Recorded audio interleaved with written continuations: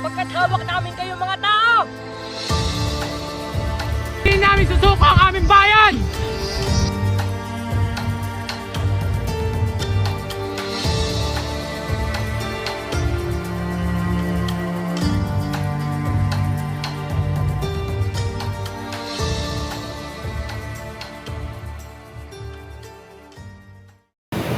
Umari ng Disyembre, ang Magwantabo ay naglalakbay sa liku-likong daan ng Ilog Pasig patungong Laguna. Sakay sa bapor sina Doña Victorina, Don Custodio, Benzay, Padre Salvi, Padre Sipilia, Padre Camora, Padre Aileen at si Simon. Paksa sa usapan nila ang pagpapatuwid ng Ilog Pasig at ang mga gawain ng Obras del Puerto. Nagmungkahi si Simon na magtukay ng isang tuwid na daan mula pagpasok hanggang sa paglabas ng Ilog Pasig. Ang mga lupang nahukay ay siyang gagamitin upang takpan ang dating mundo. Pagtatrabahuhin ang mga bilanggo upang hindi mag-aksaya ng malaking halagang pera.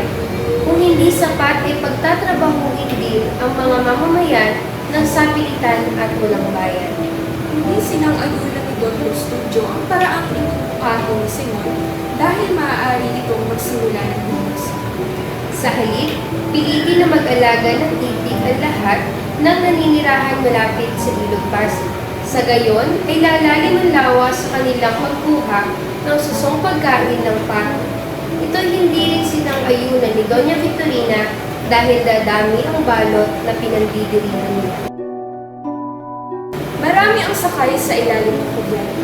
Katabi nila ang mga maleta, pipi at malapit sila sa makina at init ng kaldero kung kaya't halo-halo na ang mabaho ng singaw, ng langis at singaw ng tao.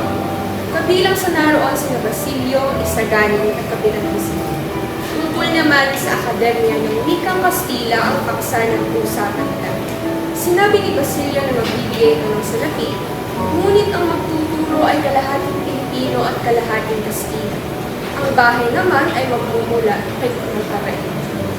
Bumaba si Simon sa ilalim ng kubyerta at lumapit sa magkaibigang Isagani at Basilio. Pinakilala ni Basilio si Isagani kay Simon. Hindi tinanggap ng magkaibigan ang paanyaya ni Simon na uminom ng serbesa. Binanggit ni Basilio na ayon kay Padre Camora, kulang sa lakas sa mga Pilipino dahil ito ay palainom ng tubig at hindi ng serbesa. Sinagot ito ni Isagani. Aniya ang tubig ay matamis at naiinom, ngunit lumulunod sa serbesa at pumabatay ng apoy. Habang nag-uusap ay dumating na ang utusan. Pinapatawag ni Padre Florentino ang kanyang pamangkin na si Isagani. Ayon sa iba ay anak daw ito ni Padre Florentino sa dating katipan ng Navarro. Nang dumating si Padre Florentino ay tapos na ang naganap ng pagtatalo. Nagbubulungan ang mga praile at pinag-uusapan ang pagtutol ng mga Pilipino sa pagbabayad ng buwis at bayarin sa simbahan. Habang nag-uusap ay dumating si Simon. Pinanghinayangan ni Don Custodio dahil hindi nakita ni Simon ang tanawin habang naglalakbay ang motor. Ani Simon, walang halaga ang magandang tanawin kung ito'y walang alamat. Sumagot si Don Custodio at sinabing may mga alamat ang nasabing ilog. Unang isinalaysay Don Custodio ang alamat ng malapad na bato. Noong hindi pa nakakarating sa Pilipinas sa mga Kastila, ay sinasamba ng mga tao ang malapad na bato na pinaniniwala ang tirahan ng mga espiritu. Ito ay nagsimulang maging tirahan ng mga tulisan sa humaharang sa mga bangka nang mawala na ang pamahiin ng iyon. Ikinuwento naman ni Padre Florentino ang alamat ng yungib ni Doña Jeronima. Si Doña Jeronima ay tumandang dalaga dahil sa pag-iintay nito sa kanyang kasintahan. Nag-arsobispo ang lalaki at pinatira naman niya ang Doña sa isang yungib. Nagsalaysay naman si Padre Salvi ng kanyang himala ni San Nicolas kung saan inagawa nito maging bato ang isang buhay. Habang nag-uusap ang lahat, ay may nabanggit si Benzay tungkol sa pagkamatay ni Crisostomo Ibarra. Itinuro ng kapitan ng vapor kung saan tinugi si Ibarra 13 taon na ang nakalipas. Si Telesforo, o mas kilala sa tawag na Tales, ay anak ni Tandang Seme. Inalagaan niya ang isang bahagi ng kagubatan dahil sa palagay niya ay walang nagmamay-ari nito. Kasama niya roon ang kaniyang ama, asawa at mga anak. Pinamumunan niya ito kahit walang kasiguraduhan ang pag-unlad niya dito. Subalit malapit na sana nilang anihin ang mga unang tanim nang biglang inangkin ito ng korporasyon ng mga kani. Hinihinian ng nasabing korporasyon si Tales ng 20 o 30 piso kada taon. Tinanggap ni Tales ang utos na ito dala na rin ng kaniyang natural na kabaitan. Habang lumalaki ang kaniyang ani ay lumalaki din ang hinihinging buwis ng korporasyon. Nagkaisa ang kanyang mga kanayon na gawin itong kabesa ng barangay dahil kita naman ang naging pag-unlad nito. Plano sana niyang pag-aralin ang kanyang dalaga sa Maynila, ngunit ito ay di nangyari dahil sa taas ng buwis. Nang umabot sa 200 piso ang buwis na hinihingi ng korporasyon ay napilitan na itong tumutol. Ngunit tinakot siya ng nangangasiwa na kung hindi ito makakapagbayad ng buwis, ay sa iba na lang ipapatanim ang lupa. Naubos na ang kanyang salapi sa pakikipaglaban sa hukuman, subalit na napili pa rin itong madalas siyang may daladalang baril sa tuwing pupunta sa bukid upang ipagtanggol ang sarili kung sakaling may tulisan.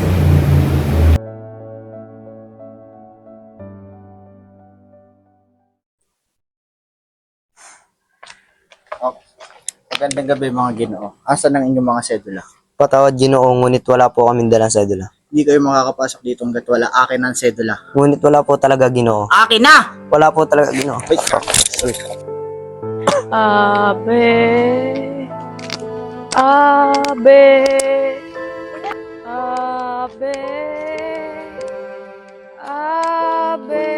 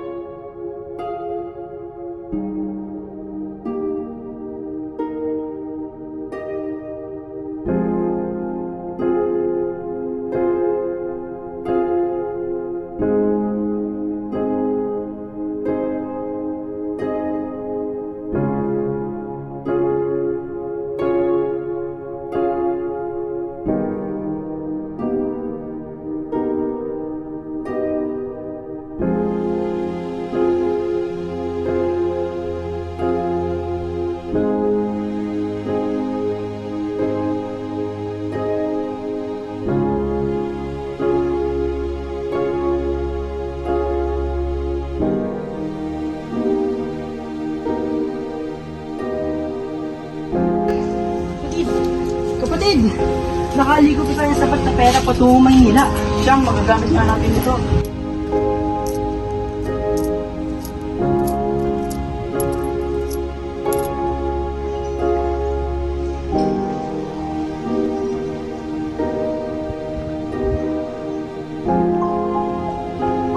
Maaari po ba mamasukin doon sa promotion? Kailangan ko lang ng service.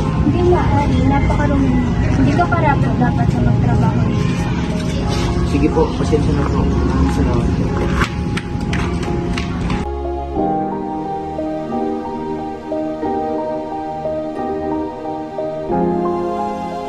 Boss, ikaw!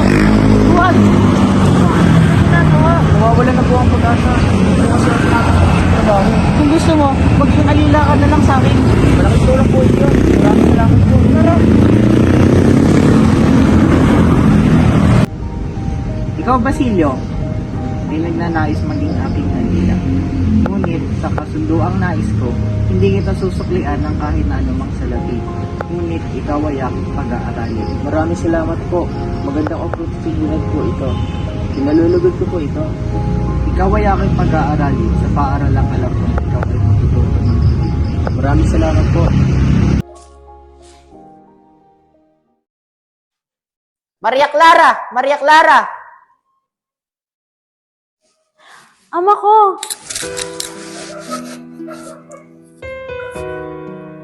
Tuloy po kayo.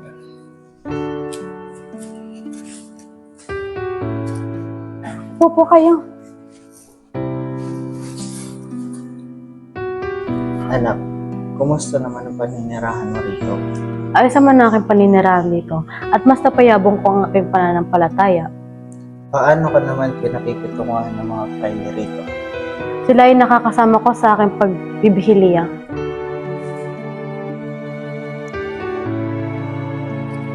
Maria Clara, may ginagawa ka ba? Ito ba ang iyong diputang praile? Wala naman akong gagawing masama sa iyong anak. Huwag mong malapitan o mahawakan ng aking anak.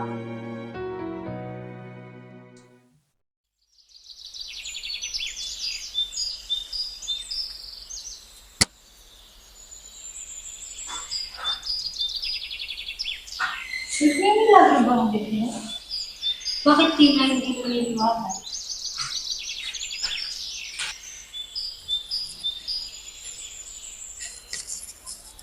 Wala pa rin salapi.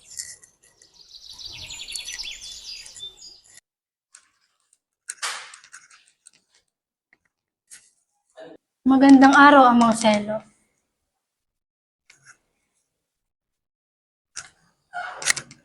Amang Selo, inaasahan kong mababanggit niyo sa aking ama na ako'y makakapag-aral na sa pinakamurang kolehiyo.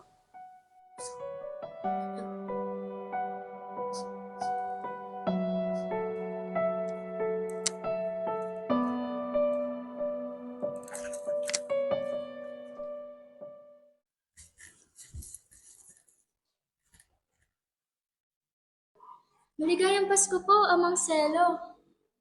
Maligayang Pasko po. Maligayang Pasko po. Maligayang Pasko po. Bakit ni isang katagay hindi mabanggit ni Amang Selo? Marahil kaya'y napipisiya? Marahil nga. Tandang Selo pala'y napipi. Oo, kagulat-gulat ito. Tiyak na ang pagkapipi ng tandang Selo ay parusa sa iyo at sa kanya ng langit dahil hindi ka marunong magdasal. Marahil ay hindi naman po. Nabalitaan kong si Basilio ay kumukuha ng perang panubos galing sa Maynila. Lingid pa sa kalaman ko na ang mga kabataan nag-aaral sa Maynila ay nasasawi at nagsasamang iba. Higit nga po itong nakapangangamba. Maupo ka rito uli at basa-basahin mo ang aklat na ito. Makakatulong yan upang mas mapalapit ka sa pagdarasal. Maganda na rin mapalapit ka sa mga praile dahil maaakay kanila papalapit sa Panginoon. Maraming salamat po, Hermanang Penchang.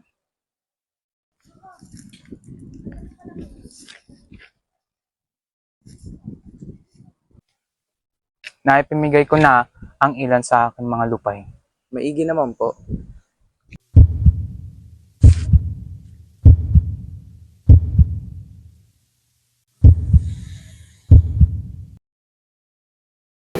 Si Simon ay nagtungo sa bahay ni Cabezang Tales upang magbili at makipagpalitan ng alahas. Ang mga alahas na naiwan ni Maria Clara ay aking pinagbebenta. Natapwat, kailangan ko pa itong isang guni kay Huli. Aking pupuntahan si Huli. Kabilang sa mga pamimili sina Kapitan Basilio, ang kanyang asawa at anak na si Sinang at si Hermana Pencha.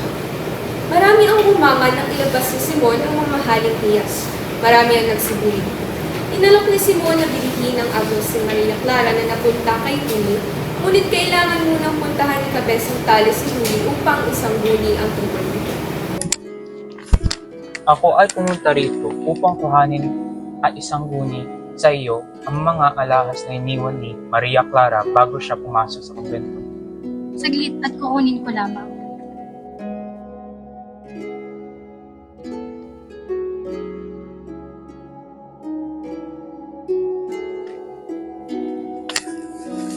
Ito ang mga alahas na naiwan ni Maria Clara. Maraming salamat. Nangakong babalik ito bago magtakip siling, ngunit hating gabi na ay di pa rin bumabalik si Tales. Nakatulog si Simon sa kakaintan. Nang magising kinaumagahan ay wala na ang dala niyang revolver, ngunit may isang liham na mula kay Tales. Ayon sa sulat, kinuha ni Tales ang revolver dahil kailangan niya ito sa panunilisan, sa halip iniwang kapalit ni Tales ang agnos si Maria Clara.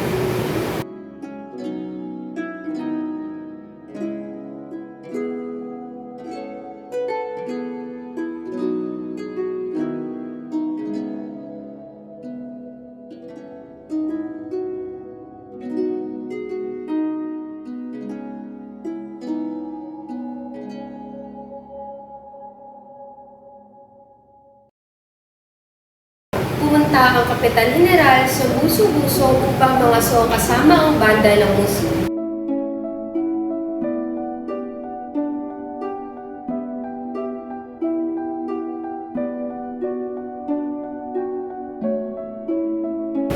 Ngunit wala itong nahuli kaya pinag-utos din na bumalik sa Los Angeles. Naglaro si Kapitan General kasama sina Padre Irit, Padre Sibilia at Padre Camora ng Tresillo.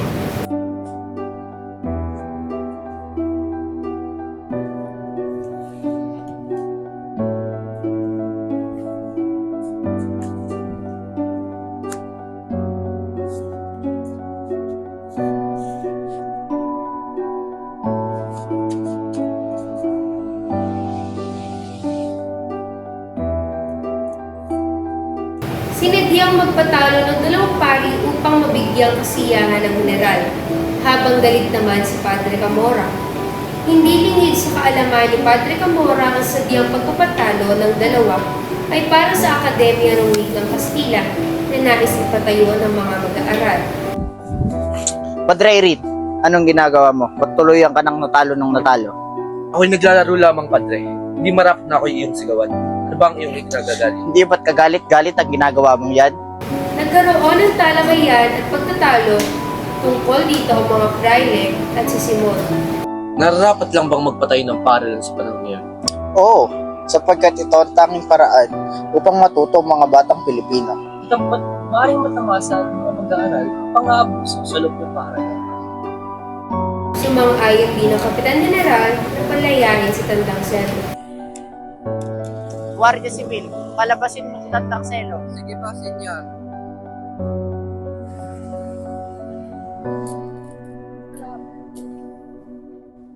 Salamat. Masama ang loob ni Placido Penitente habang patungo sa pamantasan ng Santo Tomas. 2 beses nang sinulatan ng liham ang kaniyang ina upang sabihin na nais na niyang tumigil sa pag-aaral. Ngunit sinabi nitong magtiis pa ng kaunti dahil malapit na itong magtapos. Ayaw ko nang mag-aral. Gusto ko na bumalik sa aking ina.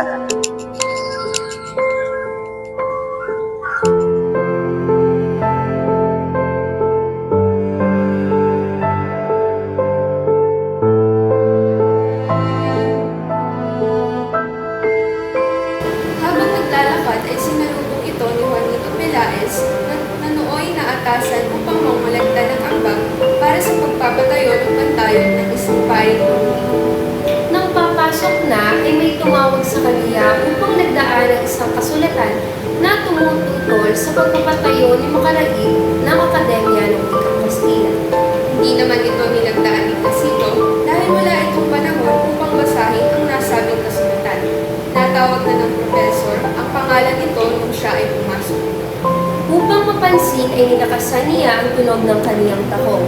Tiningnan siya ng kaniyang propesor na may lihim na pagbabanta. Placido, ako ang kumuha ng ambag para sa pagpapatayo ng rebulto ng paring Dominico. Nasaan ang iyo? Sige, ito. Salamat. Placido, pumasok ka rito.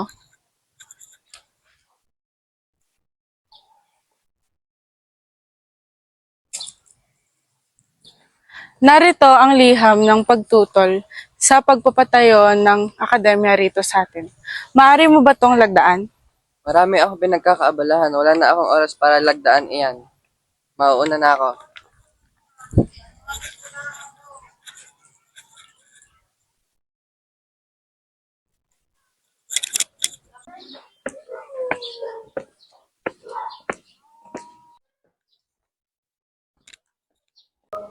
Dito sa figurang ito, makikita nyo na ang ilaw galing sa hangin pababa sa tubig ay may mas mababang porsyento. Habang ang ilaw naman na galing sa tubig, pataas sa hangin ay may mas mataas na porsyento. Ito, dito nyo makikita ang dalawang value index na mas mataas ang tubig kaysa sa hangin. Ito ang ginamit kong computation para may resolve ang figurang iyon. Habang dito naman, ang unang computation ay na-solusyonan ko na. Sagutan nyo ang pangalawang bahagi. Ikaw, Pepe! Ako po ay hindi nakapakinig sapagkat ako po ay natutulog. Pasensya na po, Kura. Di putang estudyante, natutulog sa aking klase. Ikaw, kasi daw pinatente, sandal mo ikaw. Aray! May gana kang magingay sa aking klase, sandal mo nga ito.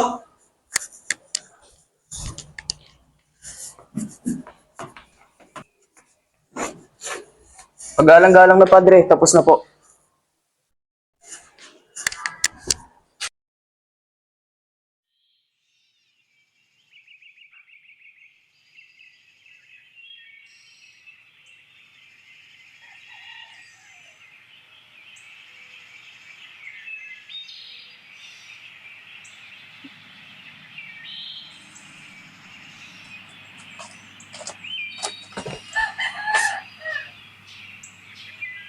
Kamusta kaya ang ating akademya?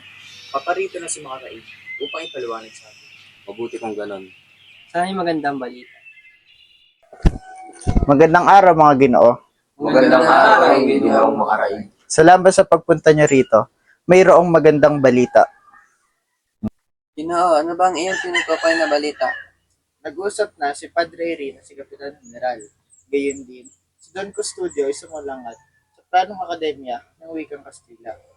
May naisip akong isang paraan upang mapapayag natin si Don Custodio. Ako rin, sasabihin ko ito sa inyo matapos ko itong pag-isipan o pagplanuhan ito pagkatapos ng pagpupulong natin ito. Marahil nga'y makabuluhan na ang naging pagpupulong natin ito. Kung gayon mga Ginoo, kaya nang humayo at sa susunod na muli magpulong. Maraming salamat sa panahon ninyo. Ang bahay ko ay palaging bukas para sa inyo. Maaari ko kayong pamalitaan sa susunod na panahon sa aking plano ukol kay Don Custodio. Ngayon din ako.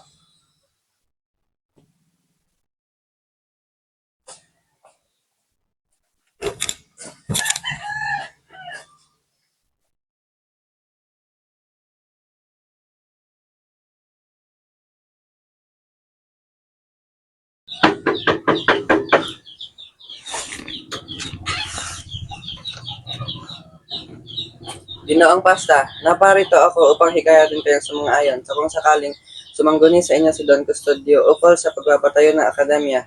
Hindi mo ako mahikayat dyan dahil mas gusto kong kumilaw sa naayon sa batas at panukala. Sa dami kong ari-arian, maaari ako mapahamak dyan. Sige po, salamat po. Paumanhin po sa abala. Uuna na po ako.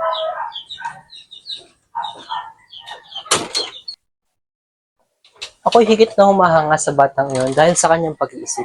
Subalit, ako yung maaaring mapasama.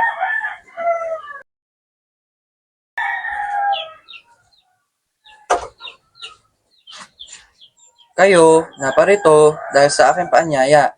Dahil may gusto, ako, sabihin sa inyo. Gusto ko magkaroon ng konsulado sa aming bansa. Maganda ang konsulado. Oo, tama ka diyan. Maganda ang magkaroon ng konsulado sa ating bansa.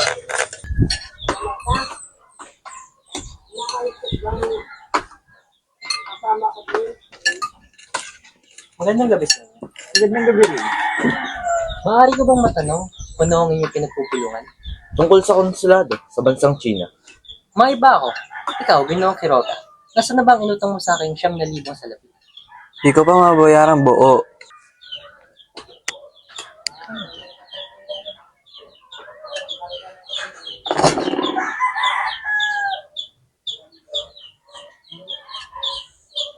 Ginoong Quiroga, babawas ko ng 2,000 ang iyong utang kung papayagan mo kong itago ang mga dumating na armas sa iyong bodega.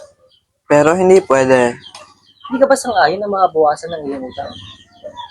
O sige, papayag ako para sa aking nautang.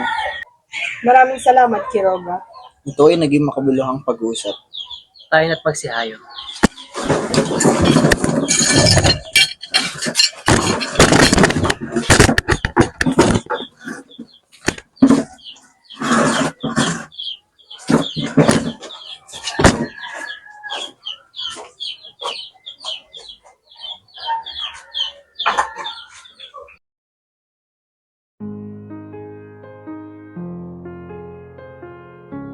Padre, bilhin na po kayo ng aming mga inukit. Marami po ang maitutulong nito sa aming hanapbuhay. Ayoko.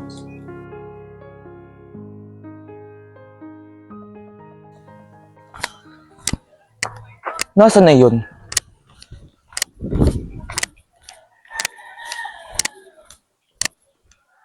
Wari ko'y natatakot magbayad para sa ticket sa palabas ni Mr. Leeds.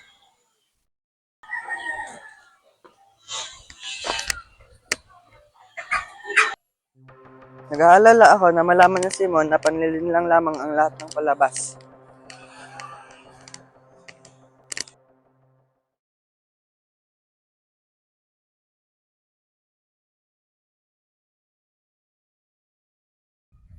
Magandang umaga sa inyo lahat. Salamat sa inyong pagdalo para lang makita kami pagtatanghal. Magandang araw sa inyong lahat. Bago tayo magsimula, may nakakita ba ng aking salamin? Kanino ka pa ito ay nahanap? Ay, paumanhin.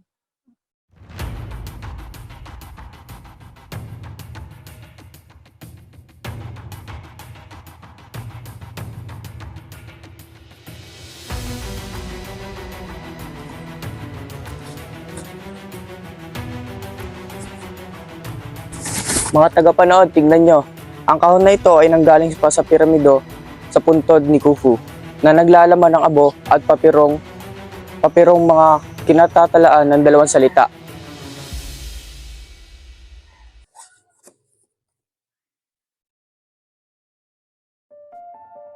Bakit tila may bangkay ang abong ito? Hindi, para sa akin ito ay amoy simbahan. Oo nga, amoy bangkay ang abo.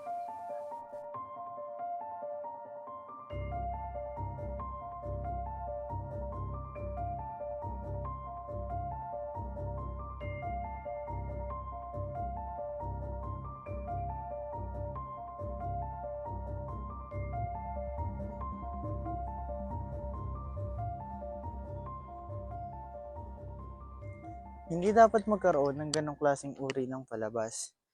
Nararapat lamang nakausapin ko si Mr. Leeds ukol dito. Subalit, paano? Nasa Hong Kong na siya.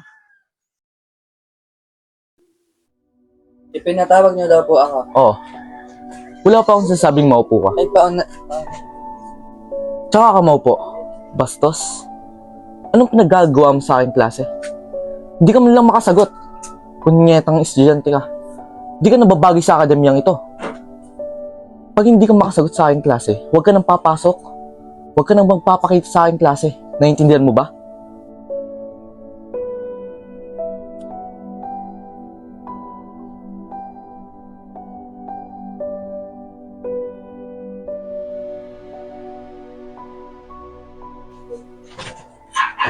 Narito ko na pala, Ina. Bakit tila ikay galit? Ayoko na pang mag-aral dahil sa aking profesor. Bakit? Anong ginawa nito sa'yo? Binabalayawan niya ako sa tuwing ng may klase. Higit na ang maliliit ko sa galit niya. Subalit di ito rason para tumigil ka. Ngunit sumasobra na ito, Ina. Kanina, bago ako naparito, pinatawag niya ako para mura-marahin at laitin. Huwag na daw ako bumalik sa kaniyang klase. Paano na lamang yung pangako sa iyong ama? Higit nitong inaasahan na makakatapos ka at tutupad ka sa iyong pangako. Opo, Ina. Placido, aking anak, ikaw ay mabuting bata. Alam kong tutupad ka sana sa naisin ng iyong ama. Bagamat ganito ang dinanas mo sa walang galang na praileng profesor mo, ay magpatuloy ka pa rin sa pag-aaral.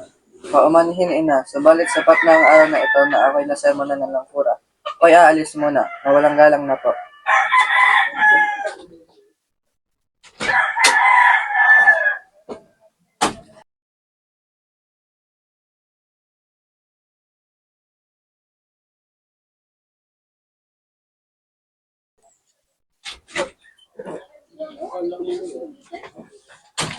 Placido, narito ka na pala. Ipaghahanda kita ng pagkain. Kumain ka na muna.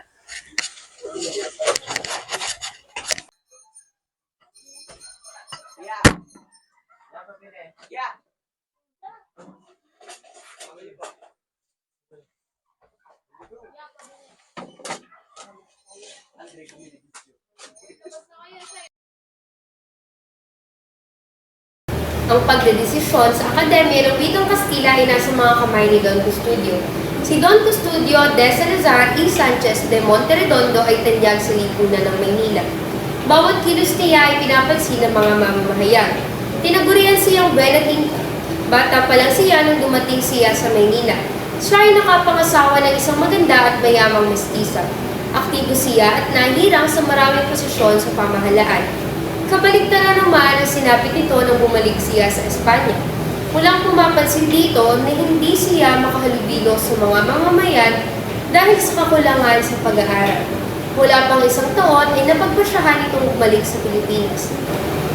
Mahigit 15 araw na niyang sinusuri ang kasulatan nang masisain ng mataas na kawaniyang lagay ng mga balak ng mag-aaral, sumagot di si Don Custodio ng may kasamang pag-aalinlang.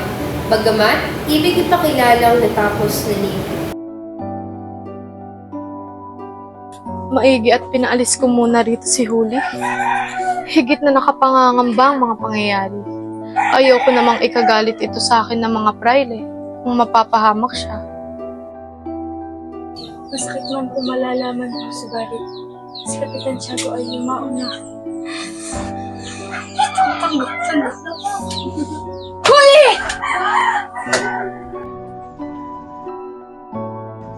Hindi na makabuluhan ng buhay sapagkat wala nang tatangkili kay Basilio.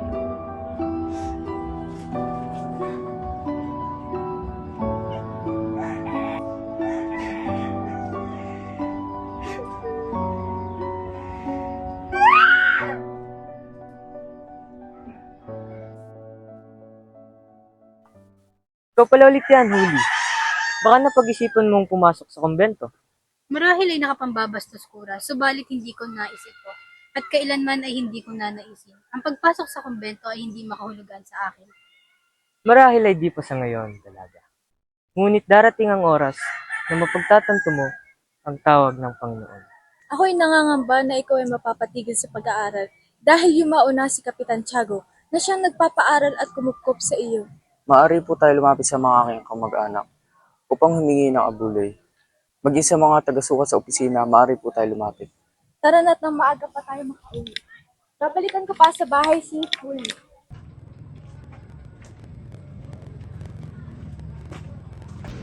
Nakikiramay ko. Salamat. Nakikiramay kami. Nakikiramay ko. Nakikiramay ko. Maraming salamat sa inyo. Malaking tulong po ito sa akin. Asa na kaya ang mga bagong kasal? Paparito na yata ang mga yon, kasama si Doña Victorina. Oo, at nagsabi sa akin si Doña Victorina na madali lamang sila.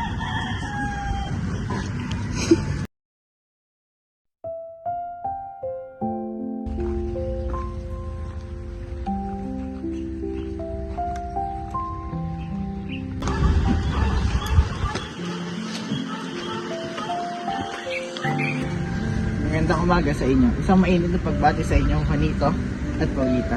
Binabati namin kayo. Maraming salamat at magandang umaga din.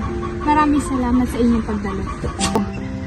Ikaw, Paulita, ano ang iyong nararamdaman habang ikaw ay naglalakad papunta sa altar? Masaya ako, Kapitan. Dahil yun yung araw na aking pinakahihintay. Ikaw naman naman nito. Ano ang iyong nararamdaman? Napakasaya, Paulita. Dahil siya ang pinakamamahal.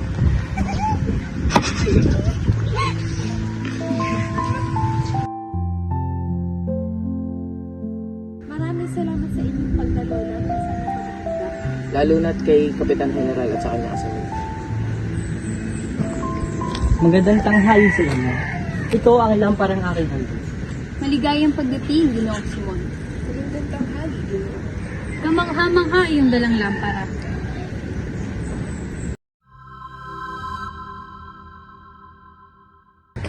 At paano ko iligtas ko ang mga tao sa loob na wala namang sala? Aking susubukan.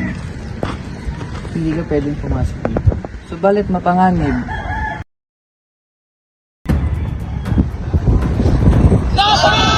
Hindi kami susuko! Mabuhay ang Pilipinas! Mabuhay! Kung nagsimula ng kaguluhan, kailangan ko tingnan ng mga kawal. Sumuko na kayo! Pagkat hawak namin kayo mga tao! Hindi namin susuko ang aming bayan! Hindi namin susuko ang aming bayan! Ilalaban namin to!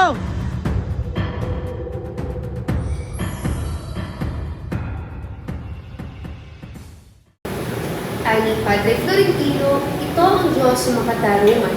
Siya ang nagpapala sa mga mababait at nagpaparusa sa mga masasama. Ilang sandali pa yung naramdaman ni Padre Florentino Florentino na pinisil ni Simon ang kaniyang kamay. Inantay ng pari na ito'y muling magsalita, ngunit muli niyang naramdaman ang dalawang pisil at narinig ang buntong hininga ni Simon. Isang mahabang katahimikan na naghagi sa buong silid. Nangilid ang luha sa mga mata ng pari kaya binitawan ang kamay ng maestro. Nangilid ang luha sa mga mata ng pari kaya binitiwan ang kamay ng may sakit. Pumatok ang isang utusan upang itanong kung masisindi na ang ilawan. Sa tulong ng liwanag ng lampara, ay nakita niyang patay na ang may sakit. Bumut ito at nanalangin. Tinawag din niya ang mga utusan upang lumuhod at manalangin. Kinuha ni Padre Florentino sa taguan ang maletang bakal na kinilalagyan ng mga kayamanan ni Simon. Pagkatapos ay tumungo ito sa bato na inuupan ni Sagani upang masdan ang kaliliman ng dagat. Doon ay hinagis ng pari ang kayamanan ni Simon.